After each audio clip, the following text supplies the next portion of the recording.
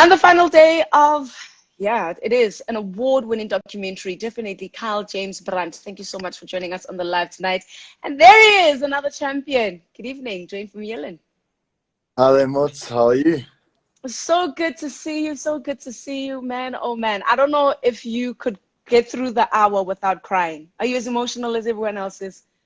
I actually received quite a lot of messages, and everyone said yes. It was really emotional, and everyone said they were crying. But yeah, as was I. So yeah, it was difficult. It's difficult to watch. I had to stop, halfway through it and just take a breather. Sure. You know, it is such an incredible story. 18 months where you and the rest of your team really had to dig deep, dig your heels into the sand in order to get past this finish line. The final week for me in the documentary is the one that almost made me chuckle, how England actually thought that they had it in the bag.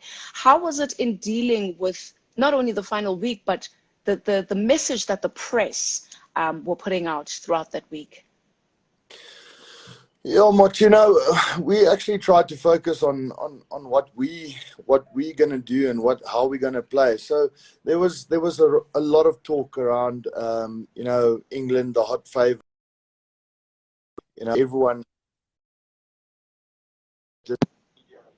Everyone's saying they're the hot favourites and said it's an easy win for them. So there was a little bit of extra motivation for the guys. But yeah, we tried to stay away and steer away from the media because it can either make or break you, and if you're still a youngster and that can turn your head quite or move your head in a difficult way and play with your emotions. And I think we Rassie and the coaching staff actually got us in such a focused mindset that we actually forgot about everything that went on outside, the hotel and where we were, and just got us focused on the way we needed to play and how we had to execute and how we had to play to beat England. Well, it was extraordinary. It was extraordinary to watch and just extraordinary to see how the team came together. Tell us a little bit about the move. Yeah, I think Matt said something that Rassie came up with this genius idea. But yeah, actually, when I said, "Listen, I've got an idea, and I wanted to see if we can maybe use it." But I didn't go to him in the final week. I went to him a couple of weeks before, and said, "Listen, I want to try something, and I hope you buy it." And said, "No, just wait for it. We'll save it. We'll put it in our back pocket, and we might maybe tweak it a little bit, to maybe get that 3 points when needed and things like that." So in the build up to the England game in the final, we he came to me and he said, "Listen, I think we should do it." And I said, "Okay, how do you want to do it?" And he drawed it out on a piece of paper and said, "Listen, this is how I think." And I gave him my ideas, and yeah, in a way, we put a couple of things all together, and we got our move to work in the game, and we got our 3 points. So it. If you can say it kind of worked, so it is a special 3 points in a crucial time of the game. Yeah, a very, very crucial time. But I want to go back a little bit because I think we jumped the gun there. Let's go back a little bit, back into the change room before the start of the match. And, I don't think until I watched today just how intense the mood was. I saw Luet just with his towel over his face. I can't tell if he's praying or if he's crying, but you can see it's heightened emotion. Sia is there praying. The conversation from the coach, Rassie Erasmus, as well. Where were you in your mind just before you started to make that walk onto the field? Jeez, yeah, you look around and you see guys, doing their own little things, their pre-match things, going through their, what they want to do, how they want to start and things like that.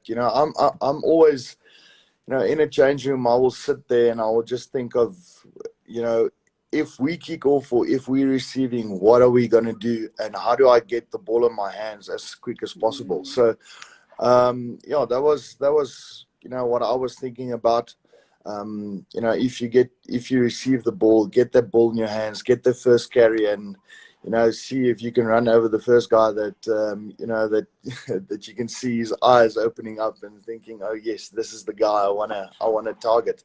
So that's the thing that goes through my head. Obviously every single guy has got a different approach to their first minute or to kick off. Well, then, the game starts to unfold, and it almost feels like you're playing minute by minute. Everything is just so heightened.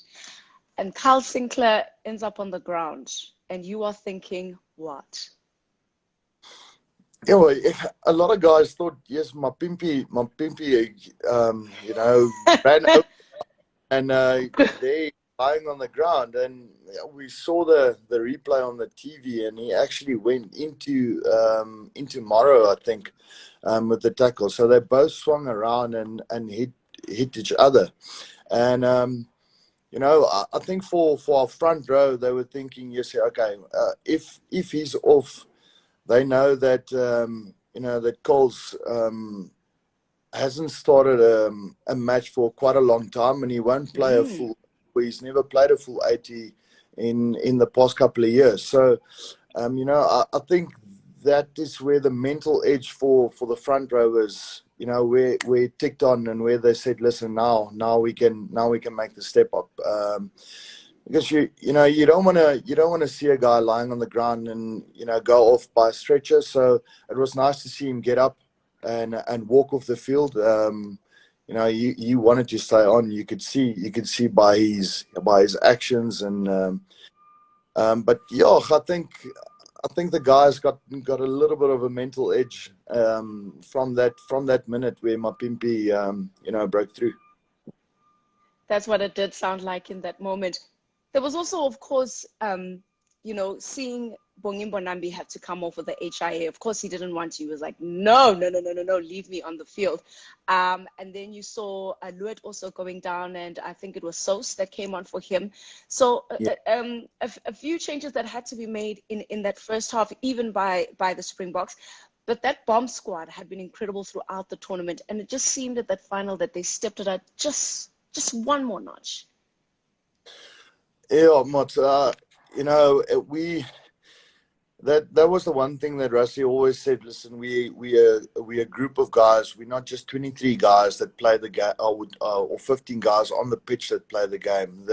We need a contribution from every single guy, and then it's not just the players. It's also the management, the staff. Every single one contributed, and I think if we talk about the bomb squad, they really stepped up when they got the opportunity, even if it's for a minute, 5 minutes, 10 minutes, whatever. They really made a massive impact, and like you said now, Malcolm, you replace Malcolm with Bongi. They are massive competitors, and guys that will never stand back. You lose Luet, and you have a workhorse with Sos coming on, and that never tires. So it is fantastic to see how the bomb squad, the guys who came on, was as strong or maybe even better as the guys who started. Rassie just had his secret plan, and it worked for him with the 6-2 split. Talk me through the symphony of the Bok defense, because it's phase 1, phase 2, phase 3, 10 phases, and you're still up. 10 phases, work rate is still high. How did it click then that, geez, I think we have the edge here, just a little bit of the edge? Yeah, when you look back at it, that's when you can speak to the guys and say, listen, I think that's where the whole game turned. Jacques Nienaber and Rassie, worked together for a very long time, and I know them now for about 13 years. So I know when Jacques took over from physio to defensive coach, you know his whole structure, and you've been with everything that been with him throughout all the years. So you know his approach to defense and everything, and he gets into your head from the sideline. He really gets into your head, and he revs you up. Yes, you won't even imagine how hard he works on the side to get the guys off the ground, to get the guys working, to get the guys in the right position, and then the team showing, you know, the guts and the work rate and everything in that specific moment on your line, defending, and you're not gonna let them break that line. And that's the thing that I said in the, you know, in Chasing the Sun. You know, when you stand there, you draw that line and you defend everything. You defend your family, you defend you defend South Africa, you defend your people, you defend the little kid that, you know, that wakes up there in town and thinks, listen, the Springboks is my favorite team. So you defend every single person out there that works for South Africa, that struggles in wherever they are, and that's, you know, that's how we showed heart in the team, and, you know, that's what this country means for this team. Duane, where does that mindset come from? Because I imagine the legs feel like lead. The mind is starting to go astray, but you guys held on and pushed on. Where does that mindset come from? I think it kind of started when we, you know, when we started out as a squad. When Rassie took over, you know, his first thing is what he said was he wants to win the World Cup. And, you know, if you start and you set out a goal, you got to take small steps to get there.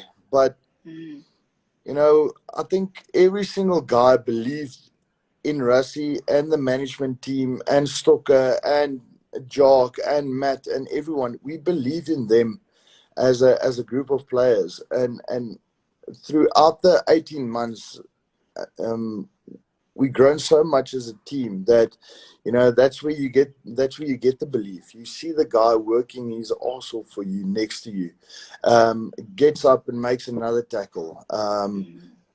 Peter Steph flying out the line and, you know, trying to make those spot tackles, putting the guys under pressure so that it makes it a little bit easier for the guys on the outside to make better reads, because then they have to shovel the ball as quick as they can, and they can't carry it to the line and put you under pressure. And I think, you know, you kind of get humble by defeat as well. So we had some learnings throughout those 18 years as well. 18 months. It's not just by winning that you learn. Obviously, you learn quite a lot through defeat, and you know, it's the work rate. It's the things that we went to Japan a little bit earlier. It's our training camp in Japan. It was so damn hot, and some of the guys lost 5 to 6 kilograms in training, but you still got to work for the guy next to you. And I think that's where we got a massive belief in each other. It's incredible. And it was just so incredible to watch. You go into the change room at halftime, 12-6, and Rassie says, forget the technical stuff. Physicality, it's physical, it's mental, physical, mental. You come back, 18-12, and then that moment of brilliance. So I wonder where you're standing on the field. I'm trying to imagine where you are on the field as you watch Lukhanyo Am and Magazole Mapimpi put together the greatest move in rugby World Cup final history. Talk me through it. Yeah, geez. You know, Lukhanyo was working back, and he saw that space on on the blind side. I think I was on the other side of the field because obviously as forwards you have to work same side, and the backs are the guys who's got to look for space and see if they can't get a slower guy or a forward up against them. And Lucanio saw that space, and he called for the ball, and the ball went to their side. You get special players in a group that can see that, and in every single team you've got those players. But with Lucanio and Mapimpi, they had such a great combination, because obviously everyone spoke Afrikaans, English, and everything, but they also spoke their language, and it's easier to communicate, and it's easier for them, for Mapimpi to tell Lucanio, listen, there's space behind, or there's or give it to me, or whatever, and you're more comfortable. So no one had problems with that. Everyone did their own thing and did their job on the field. But when it comes to comms, you do it as natural as it comes. And I think it's fantastic. Got the little chip kick, chased the ball, and gave that inside no looker pass.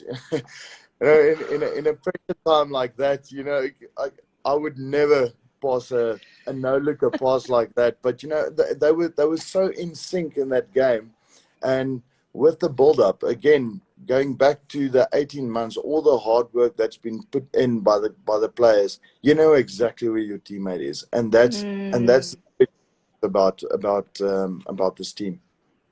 It's like a sixth sense. You just know who's on your outside. You just know who's on your inside.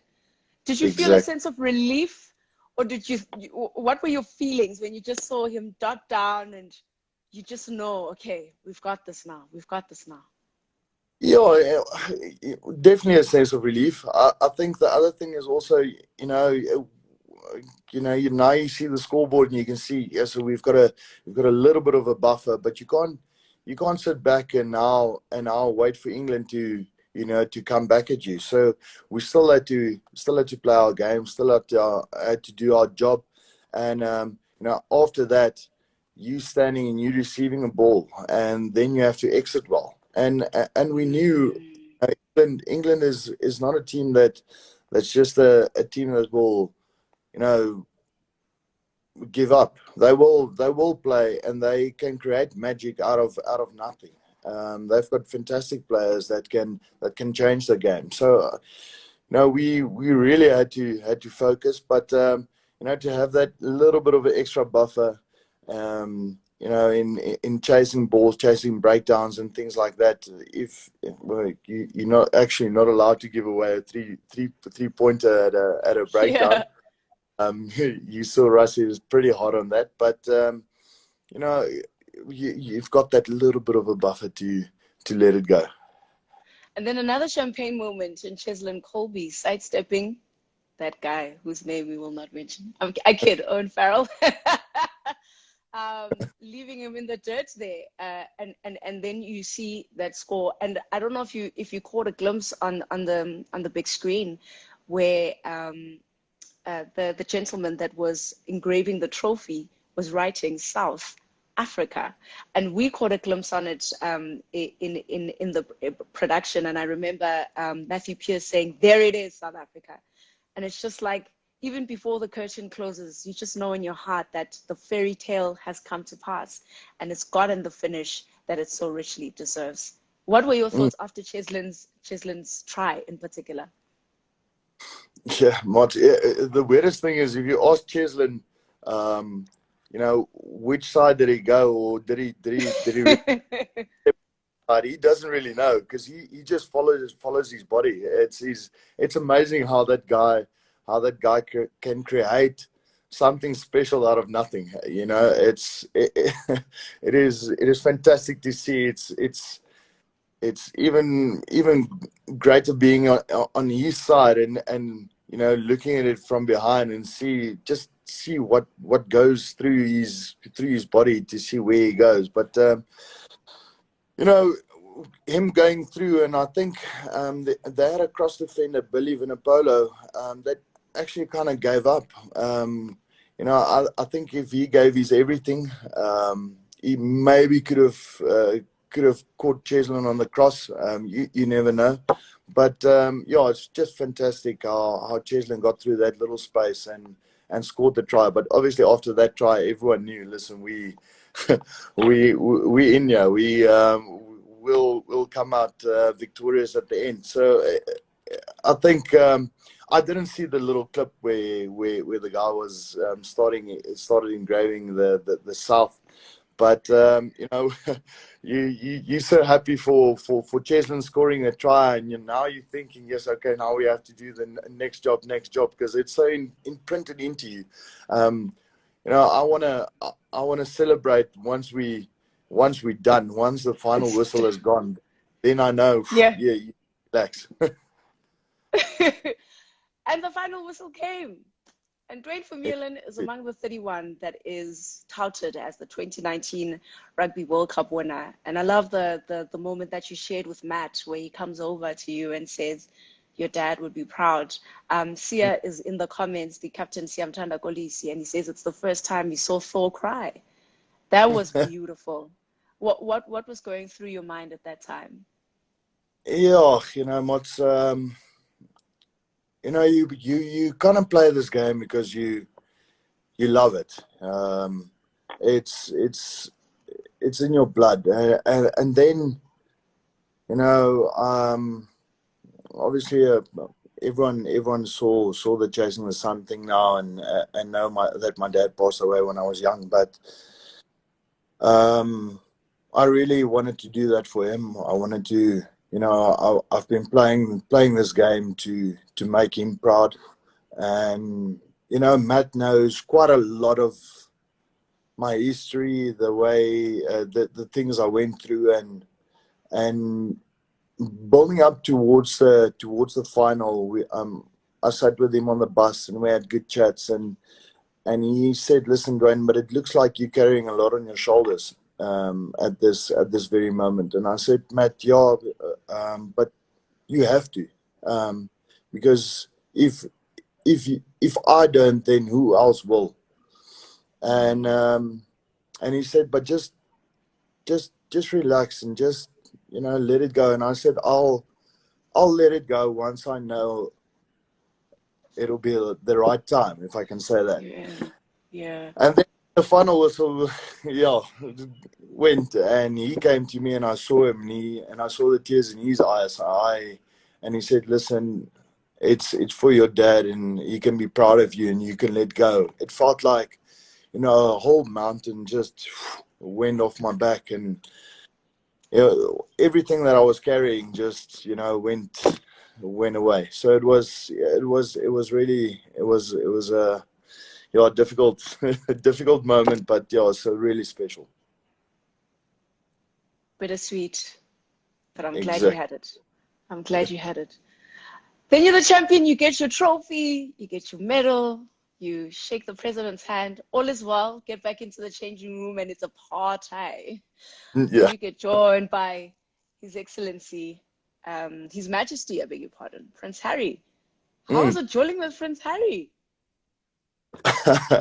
You know, he came into the room, and you know, there's media and there's cameras and everything, and then Franz Steyn said, "Listen, have a beer," and he's like, "Oh no, mate, I can't have a beer on national TV." But yeah, he took it well, and you know, the guys was, you know, we're not shocked, but you know, it's nice of him to come and say congratulations. I know a lot of the guys have met him before. He's been in our change room before, and you know, it's just great to see how what a person he is. You know, he loves the game, and you know, he just came to say congratulations and all the best, and he also said, you know, he knows how much it means for South Africa as a country, and just wished us well on our journey from there onwards. But yeah, it was great. And then obviously there's music, and it's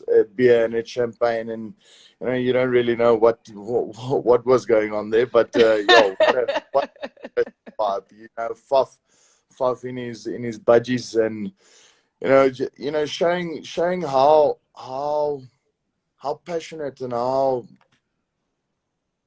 how we love our country. You even Mm. carry Mm. a budgie smuggler. So it's it's fantastic. You support your country, but your country supports you in a way.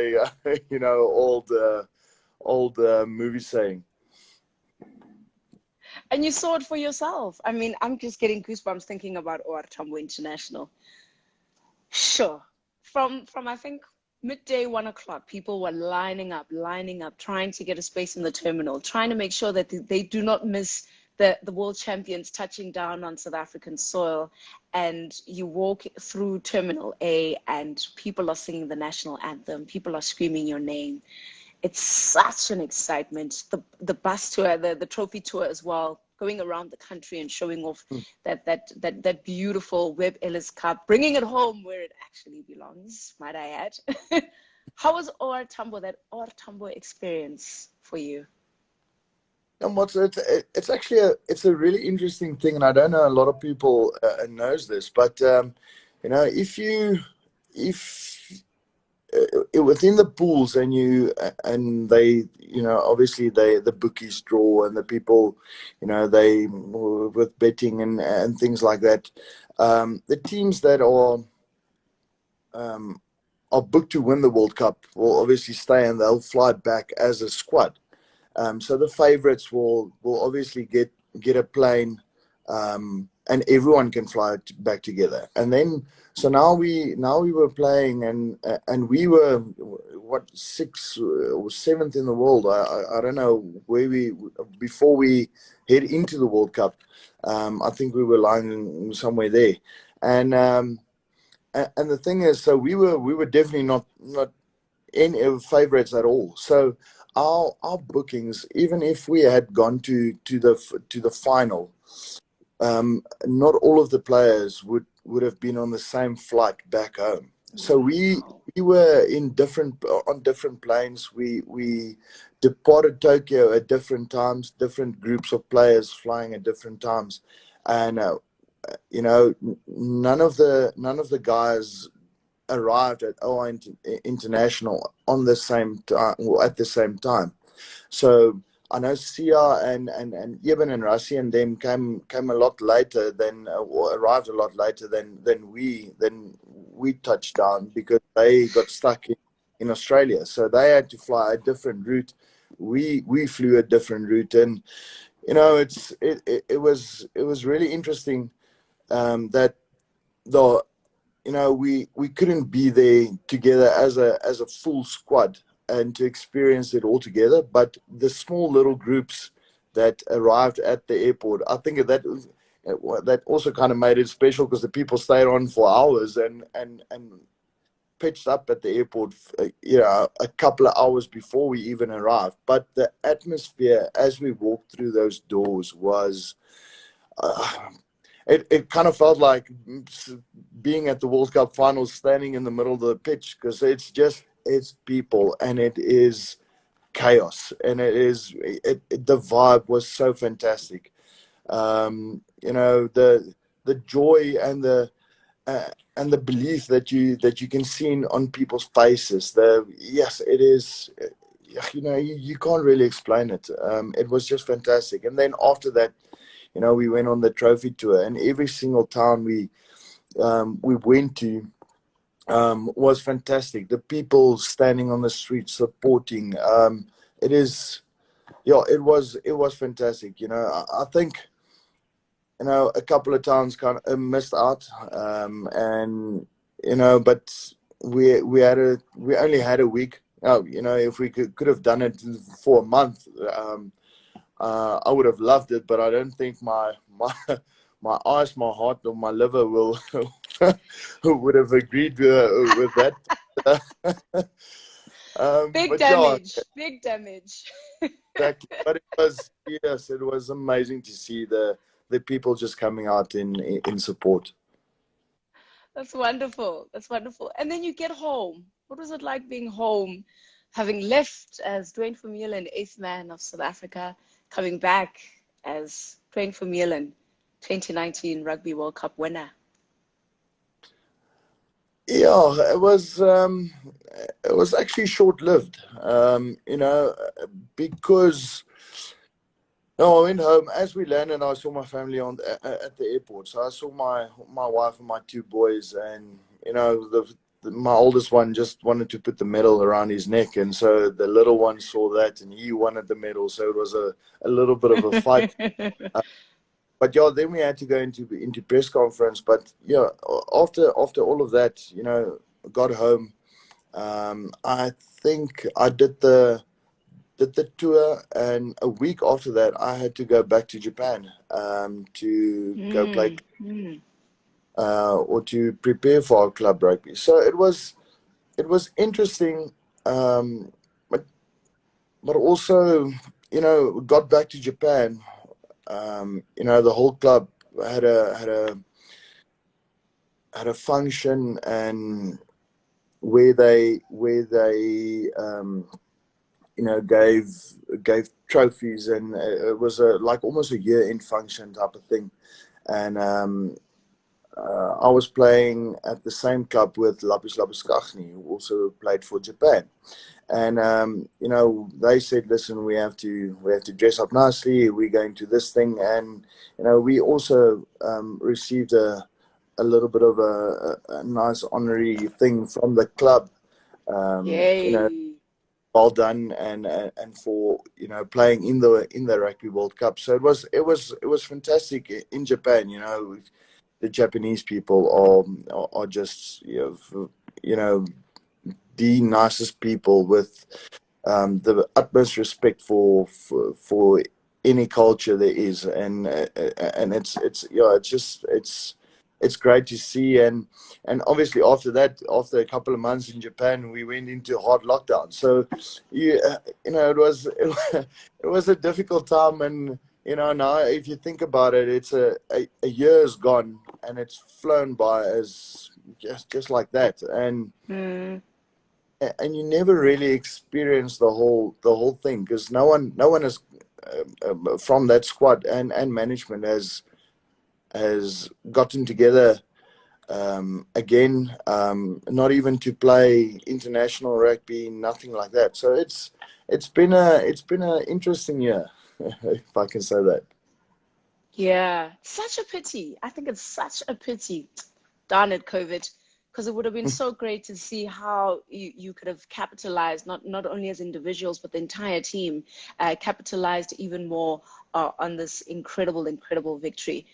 You come back as a world champion. You are a champion. You're still playing like as if you're starting your career, as if you have so much to prove. We see it in our domestic rugby. We see it on the international stage.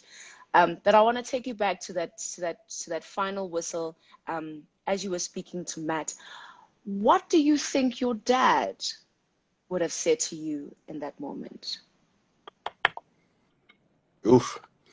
You really want me teary-eyed now.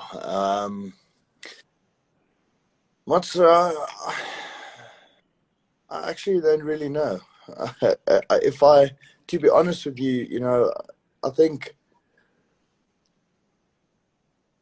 when I was younger, my dad was there to support me in my rugby, but he was a farmer. We grew up on a farm, so he was up early. Had to be on the farm the whole day, so I had to go to school. If I miss the truck going into school, then you got to walk. So you got up really early, 5 o'clock in the morning. You leave at 5:30. So I'll sit in front of the school gate because the school is not even open yet. When my dad dropped me in back in the day, so it was. I think if I look back now, and I think he would definitely obviously be proud of me, and I think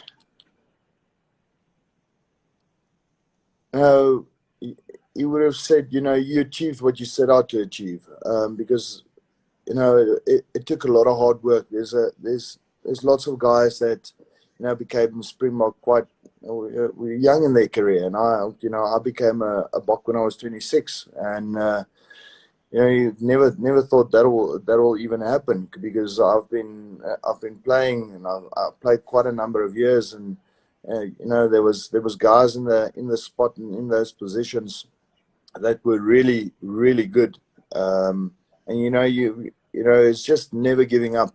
I think that's the most important thing. I think that's the thing that I can remember of my dad, where he said, "Listen, you just never give up." That little quote where you draw the line and you say, "Listen, this little square where you stand, and this is what you represent and who you are." So I think that's been with me, throughout my whole life and even my rugby career. So I think, it's just the biggest thing is, I'm massively proud. Stunning. Absolutely stunning. You never gave up. You still don't. And it's still great to watch you play.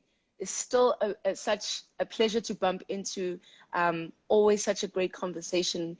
And always wanting to be your very, very best. And I think that's what you exude on and off the pitch. We are incredibly proud of you, incredibly proud of the team and what you guys have achieved. And it's just extraordinary. It's extraordinary what you put together. And I think it will only land properly maybe years from now, just how brilliant this story has been. We're thoroughly proud of you. Thank you so much for joining us tonight. And congratulations on what has been an incredible career, topped by the fact that you are a Rugby World Cup winner. Oh, yes, geez. Thanks, Mots. I must say it was fantastic to chat to you, and thank you for all those kind words. Well, we're still not done yet. Hopefully we can we can get together as a squad, hopefully pretty soon in the coming year, because obviously there's still a couple of more boxes to tick before myself as an individual hang the boots and things like that. So we definitely want to target our next thing, and that's obviously the British and Irish Lions. So I think that's talking point that we got to approach next year, and hopefully everything falls into place, and everyone gets back fit, and we can join up again as a good squad, and then also as a country, as a nation, everyone backing the boys. Yeah, can't wait to see it. British and Irish Lions. Ooh, that's what's gonna be lit. Because I'm sure you're gonna see some faces you demolished in that final. That's gonna be so much fun to watch. Duane, thank you so much. Super, super proud of you, and always a pleasure chatting with you. Have an awesome night. Thanks, Martha. Have a great one. Ciao, ciao. Mwah. Duane Vermeulen, they call him Thor because that's what he does. He creams everybody, and still such a pleasure to watch. Thank you so much to all of you for joining us, and thank you to everybody that has been watching Chasing the Sun. And you can bet your bottom dollar our team at SuperSport are working on making sure that it becomes a global product, and that everybody will be able to taste what we have been seeing here in South Africa on our screens. It's called Chasing the Sun, and it's a beautiful docu-series that documents just how South Africa won that 2019 Rugby World Cup, and how far or how deep they had to dig to make sure that the fairy tale ends with, and they lived happily ever after. Well, that's what we hope. Got so much more to look forward to, and I wish nothing but the best to the green and gold. Thank you so much for joining us tonight. My name is Motshidisi Mohono. Have a good one. Bye.